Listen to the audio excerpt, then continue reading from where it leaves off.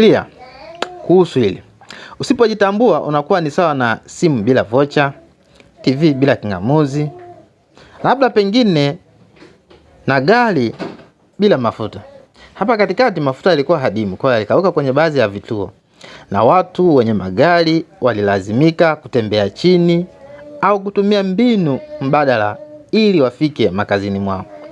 Hiyo inamaanisha nini? Walikuwa na magari lakini gari bila mafuta halina maana yoyote.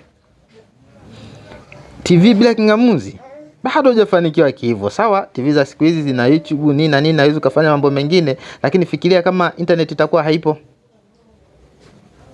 Bado utakuwa na TV lakini huwezi ka access chochote. Simu, una simu nzuri, milioni 7, milioni 5, milioni 15, milioni kadhaa, sijui zinafikia milioni ngapi. Sina taarifa na hizo. Lakini usipokuwa na vocha hata ya 500 kwenye simu yako, basi simu tayari haina maana. Mtu ambaye unatakiwa uongee naye kwa kutumia sekunde 2, utahitaji kutembea masaa kadhaa au miezi kadhaa ili umfikie. Ndivyo ilivyo kwa mtu ambaye bado hajajitambua. Anaweza kawa amefanikiwa, ana pesa, ana machungu. Anaweza kawa hajafanikiwa, hana pesa, ana machungu.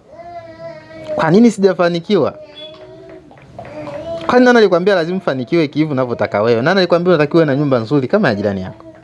Nani alikwambia lazima uwe na gari ndipo utabasamu? Hivi uwezo katabasamu bila gari? Uwezo katabasamu bila nyumba? Wewe huna furaha kwa sababu unaishi kwenye nyumba ya kupanga. Uwezo katabasamu bila kujenga? Jibu ni unaweza, lakini unahitaji uponyaji wa ndani. Unahitaji kufikiria safari ya uponyaji. Unahitaji kuondoa zile taarifa za awali ambazo umedanganywa kwamba unahitaji gari, unahitaji nyumba, unahitaji nini, unahitaji mke akutii, unahitaji mke akupenda, kuheshimu, unahitaji watoto aina fulani, unahitaji watoto wako washike namba shuleni ndipo uwe na furaha.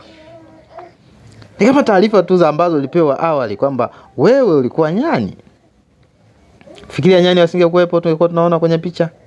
Pengine tungekuwa tunaamini kwamba tuliwahi kuwa nyani, lakini kwa sababu tuna compare na nyani waliopo, tunagundua kwamba sisi ni watu wa faida. Ndiyo maana nasisitiza, fikiria kuhusu uponyaji.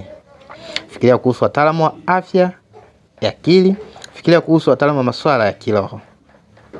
Ili wakuconnect na nguvu yako ya ndani, wakuunganisha, kuunge na nguvu yako ya ndani. Kinachokufanya unafikiria hivyo ni kwa sababu hutumii nguvu yako ya ndani, unatumia nguvu ya nje, na nguvu ya nje itakuhangaisha.